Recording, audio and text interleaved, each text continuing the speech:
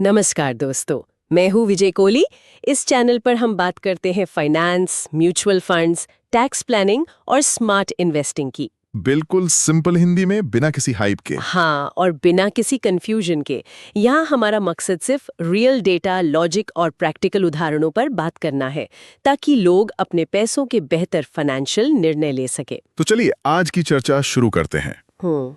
आज हमारे सामने फ्लेक्सी कैप कैटेगरी की कह सकते हैं एक पहेली है। हाँ, एक बहुत ही दिलचस्प पहेली। एक तरफ है पराग पारेख फ्लेक्सी कैप, जिसे मतलब लोग अब ओजी म्यूचुअल फंड कहने लगे हैं उसकी स्थिरता और वैल्यू इन्वेस्टिंग के लिए। और दूसरी तरफ है एचडीएफसी फ्लेक्सी कैप, एक पुराना दिग्गज जो अब एक नए अंदाज में वापसी कर रहा है। और देखिए, पहेली ये है कि कागज पर तो दोनों ही टॉप परफॉर्मर्स लगते हैं, लेकिन जब बाजार में तूफान आता है ना, तो इन दोनों की कहानी पूरी तरह से पलट जाती है। बिल्कुल, आज हम इसी पहेली को सुलझाएंगे, सिर्फ नंबर्स और लॉजिक के चश्मे से देखेंगे कि इन दोनों फंड्स की कह सकते हैं आत्मा में क्या फर्क है। हाँ, और ये जरूर याद रखिएगा कि हम जो भी आंकड़े इस्तेमाल कर रहे हैं वो सब इन फंड्स के डायरेक्ट प्लान के हैं। बिल्कुल, तो चलिए इस पहेली को सुलझाने के लिए सबसे पहले उस चीज को देखते हैं जिसे हर कोई सबसे पहले देखता है, रिटर्न्स। लेकिन यहाँ एक ट्विस्ट है ना? हाँ, एक बहुत बड़ा ट्विस्ट है। हम वो वेबसाइट पर दिखने वाले 3 साल या 5 साल के पॉइंट टू पॉइंट रिटर्न की बात नहीं करेंगे, जिसे ट्रेलिंग रिटर्न्स कहते हैं। हम बात करने वाले हैं रोलिंग रिटर्न्स की। हाँ, ये ज्यादा गहरी और मतलब ज्यादा सच्ची तस्वीर क्यों दिखाते हैं? इसे ऐसे समझिए, ट्रेलिंग रिटर्न एक फोटो की तरह है। वो आज से ठीक 5 साल पहले की तारीख से आज तक का रिटर्न दिखा देगा। पर क्या हर निवेशक उसी एक तारीख को पैसा लगाता है? नहीं, लोगों की एसआईपी की तारीखें अलग होती हैं, लमसम की तारीखें अलग होती हैं। सही बात है। रोलिंग रिटर्न्स एक फिल्म की तरह हैं। हम एक लंबी अवधि लेते हैं, मान लीजिए 1 जनवरी 2014 से आज तक, और उस पूरी अवधि में हर मुमकिन 5 साल के पीरियड का रिटर्न निकालते हैं और फिर उसका औसत लेते हैं। अच्छा, तो इससे हमें ये पता चलता है कि अगर किसी ने किसी भी दिन 5 साल के लिए इन्वेस्ट किया होता, तो उसे औसतन क्या मिलता? और सबसे बुरी हालत में क्या मिलता? हाँ, सबसे जरूरी। तो इस फिल्म के नतीजे क्या हैं? चलिए, सबसे पहले सबसे डरावना सीन देखते हैं। सबसे खराब 5 साल का रिटर्न क्या रहा है? ये जानना बहुत जरूरी है, क्योंकि इससे फंड के कैरेक्टर का पता चलता है। तो पराग पारेख फ्लेक्सी कैप का सबसे खराब 5 साल का रोलिंग रिटर्न रहा है पॉजिटिव 4.09%। पॉजिटिव? बुरे से बुरे वक्त में भी? हाँ, वही एचडीएफसी फ्लेक्सी कैप का सबसे खराब रिटर्न रहा है नेगेटिव -1.82%। एक मिनट, नेगेटिव 1.82%? मतलब किसी ने 5 साल तक अपना पैसा इस फंड में रखा और सबसे खराब दौर में उसे असल में घाटा हुआ। जी हाँ, ये आंकड़ा तो अपने आप में इक्विटी में धैर्य रखने की सबसे बड़ी वकालत करता है। अच्छा, सिर्फ तुलना के लिए, इसी दौरान एक सिंपल निफ्टी 50 इंडेक्स फंड का सबसे खराब 5 साल का रिटर्न क्या होता? बहुत अच्छा सवाल है। इसी अवधि में अगर किसी ने सिर्फ निफ्टी 50 में पैसे लगाए होते, तो उसका सबसे खराब 5 साल का रिटर्न करीब -2.5% के आसपास होता। अच्छा, तो एचडीएफसी का प्रदर्शन उस बुरे दौर में इंडेक्स जैसा ही था, जबकि पराग पारेख ने पॉजिटिव रिटर्न देकर अपनी काबिलियत दिखाई। ठीक है, ये तो हुई सबसे बुरी स्थिति की बात। अब औसत यानी एवरेज कहानी क्या कहती है? यहाँ तस्वीर थोड़ी बदलती है। इसी अवधि में पराग पारेख का औसत 5 साल का रोलिंग रिटर्न रहा है 19.47%। 19% से ज्यादा? जबकि एचडीएफसी का रहा है 16.15%। और अगर हम पूरी फ्लेक्सी कैप कैटेगरी का औसत देखें, तो वो सिर्फ 11.74% है। तो इसमें तो कोई शक नहीं कि दोनों ही फंड्स अपनी कैटेगरी के बादशाह हैं। बिल्कुल। तो रिटर्न्स के मामले में पराग पारेख की कंसिस्टेंसी साफ दिख रही है, खासकर बुरे वक्त में। लेकिन क्या ये स्थिरता सिर्फ एक भ्रम है? मतलब क्या ये रिटर्न्स बहुत ज्यादा उतार चढ़ाव के साथ आते हैं? मेरे ख्याल से यहीं पर वॉलेटिलिटी यानी स्टैंडर्ड डिविएशन की बात आती है। आपने बिल्कुल सही नस पकड़ी है। स्टैंडर्ड डिविएशन यही मापता है कि फंड के रिटर्न्स में कितना उतार चढ़ाव है। ये नंबर जितना कम, फंड उतना ही स्थिर, मतलब एक शांत स्वभाव वाला फंड। और आंकड़े क्या कहते हैं? आंकड़े यहाँ बहुत साफ तस्वीर दिखाते हैं। पराग पारेख का स्टैंडर्ड डिविएशन है 8.1, जबकि एचडीएफसी का है 13.36। अरे ये तो बहुत बड़ा अंतर है। एचडीएफसी तो लगभग 6.5%, 65% ज्यादा वॉलेटाइल है पराग पारेख से। हाँ, मुझे लगता है कि पराग पारिक की कम वॉलेटिलिटी का एक कारण उनका अंतर्राष्ट्रीय इक्विटी में निवेश भी है। जब भारतीय बाजार में उथल-पुथल होती है तो हो सकता है अमेरिकी बाजार जैसे गूगल या माइक्रोसॉफ्ट के स्टॉक्स स्थिर हों। लेंगे अल्फा, हाँ, लेकिन मैं कहूंगा कि इसे भूल जाइए। रुकिए, ये अल्फा वाली बात मुझे हमेशा कंफ्यूज करती है। हर फाइनेंशियल गुरु कहता है कि अल्फा देखो, फंड ने बेंचमार्क से कितना ज्यादा कमाया, और आप कह रहे हैं कि ये एक नतीजा है, प्रोसेस नहीं। बिल्कुल क्या इसका मतलब ये है कि 99% लोग इसे गलत तरीके से इस्तेमाल कर रहे हैं? बिल्कुल। आप सोचिए, क्या कोई डॉक्टर मरीज का इलाज ये देखकर शुरू करता है कि वो कितना स्वस्थ होगा? नहीं नहीं, नहीं, वो तो लक्षणों को देखता है। वो लक्षणों को देखकर सही टेस्ट करके एक प्रोसेस फॉलो करता है। स्वस्थ होना तो उस सही प्रोसेस का नतीजा है। अल्फा भी वही है। अगर आपकी फंड चुनने की प्रक्रिया सही है, अगर आप सही पैरामीटर्स देख रहे हैं, जैसे कि हम अभी कर रहे हैं, तो अल्फा अपने आप आएगा।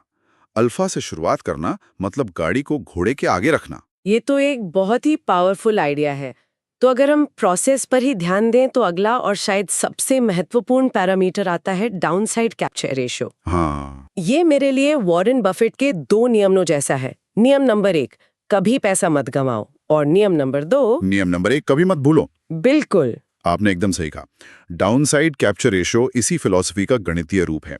इसका सीधा सा मतलब है, जब बेंचमार्क 100 पॉइंट गिरता है तो आपका फंड कितने पॉइंट गिरता है। अच्छा, ये रेशियो जितना कम हो उतना बेहतर, क्योंकि इसका मतलब यह है कि फंड मैनेजर आपके कैपिटल को बचाने में माहिर हैं। मतलब अगर गिरावट में मेरा पैसा कम डूबेगा तो जब बाजार वापस चढ़ेगा तो मैं एक बड़े कैपिटल बेस से शुरुआत करूंगी। और रिकवरी रॉकेट की तरह होगी। तो चलिए आंकड़ों का सामना करते हैं। 3 साल, 5 साल और 10 साल की अवधि में इन दोनों फंड्स ने गिरावट को कैसे झेला है? 3 साल की अवधि में पराग पारिक का रेशियो सिर्फ 23% है। सिर्फ 23%? इसका मतलब है कि अगर बाजार 10% गिरा तो ये फंड औसतन सिर्फ 2.3% गिरा। बिल्कुल।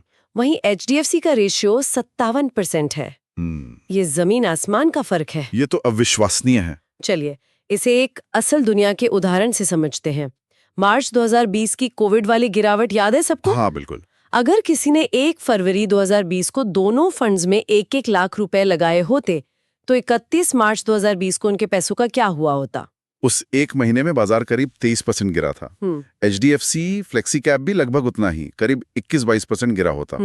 मतलब 1 लाख रुपए लगभग 78,000 रह जाते। और पराग पारिक? लेकिन पराग पारिक अपनी कम डाउनसाइड कैप्चर की वजह से सिर्फ 12-13% गिरा होता। मतलब 1 लाख रुपए 87,000 के करीब होते। वाह, वो 9,000 रुपए का फर्क उस बुरे वक्त में एक बहुत बड़ा मनोवैज्ञानिक सहारा होता। बिल्कुल। और लंबी अवधि में 5 और 10 साल में क्या कहानी है? 5 साल की अवधि में फासला थोड़ा कम हो जाता है। पराग पारिक का 54% और HDFC का 57% है। अच्छा, लगभग बराबर। हाँ, लेकिन जब हम 10 साल की लंबी अवधि देखते हैं तो पराग पारिक 51% पर स्थिर रहता है, पर HDFC का रेशियो 98% पर पहुंच जाता है। 1 मिनट, 98%? क्या मैं ये सही सुन रही हूँ? जी हाँ, 98%। इसका मतलब ये है कि 10 साल की अवधि में जब भी बाजार गिरा, HDFC फंड भी लगभग उतना ही गिरा। तो क्या निवेशक गिरावट के दौरान इंडेक्स जैसे प्रदर्शन के लिए ही एक्टिव फंड की फीस दे रहे हैं? ये तो फंड मैनेजमेंट पर एक बड़ा सवाल खड़ा करता है। ये एक बहुत ही वैलिड सवाल है, और यही हमें इन दोनों फंड्स की आत्मा यानी उनकी निवेश शैली के फर्क तक ले जाता है। यह आंकड़े कोई इत्तेफाक नहीं है, ये उनकी सोची समझी रणनीति का नतीजा है। तो चलिए इस रणनीति को ही डिकोड करते हैं। पराग पारिक फ्लेक्सी कैप के पीछे की सोच क्या है? पराग पारिक एक शुद्ध मतलब एक प्योर वैल्यू इन्वेस्टिंग फंड है। फंड मैनेजर राजीव ठक्कर बहुत अनुशासित हैं। वो सिर्फ उन्हीं कंपनियों में निवेश करते हैं जो उनके 4M के टेस्ट को पास करती हैं। 4M? हाँ, पहला M है मीनिंग ऑफ बिजनेस, क्या ये बिजनेस हमें समझ आता है। दूसरा है मैनेजमेंट, क्या मैनेजमेंट ईमानदार और काबिल है। और बाकी 2M?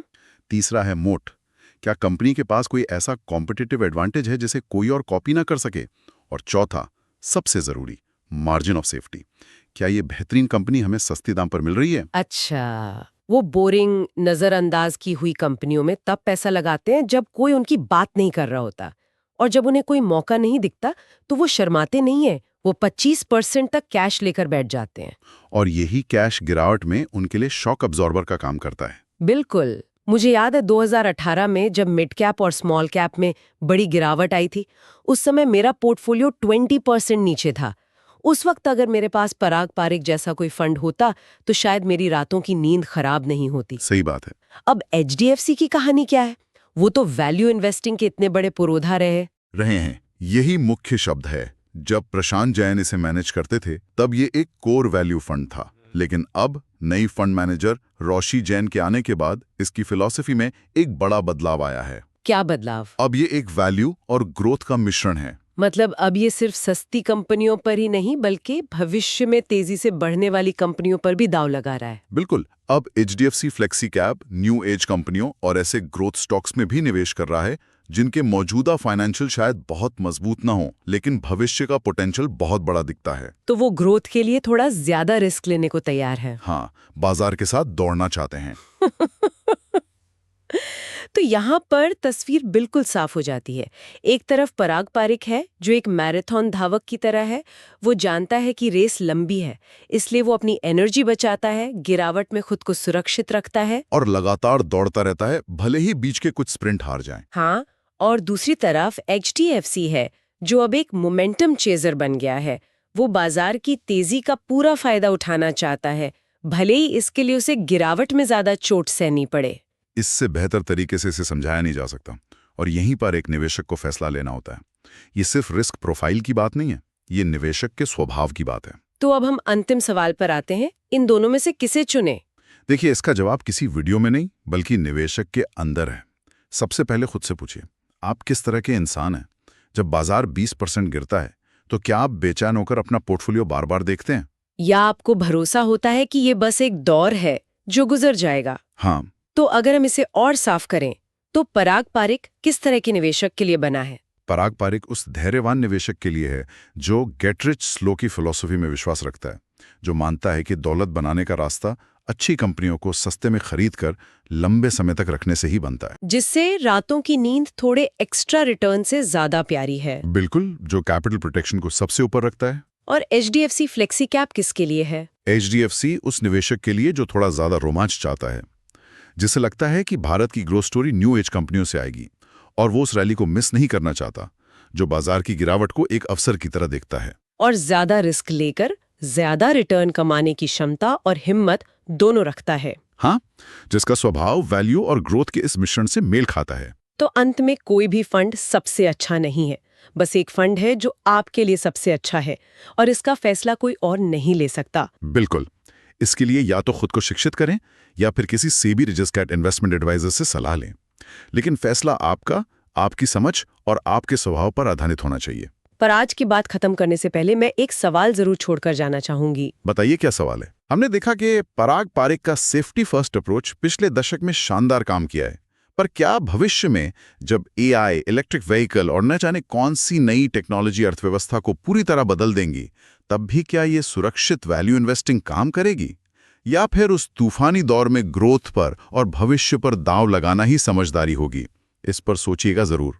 तो दोस्तों, ये था आज का वीडियो। अगर आपको ये जानकारी अच्छी लगी हो तो लाइक जरूर करें।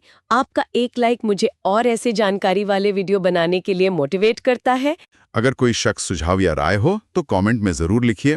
इस वीडियो को शेयर करें उन लोगों के साथ जो अपने पैसों को सही दिशा में इन्वेस्ट करना चाहते हैं, और चैनल को सब्सक्राइब करना ना भूलें, क्योंकि यहाँ हम बात करते हैं स्मार्ट इन्वेस्टिंग और फाइनेंशियल जागरूकता की। Thanks for watching.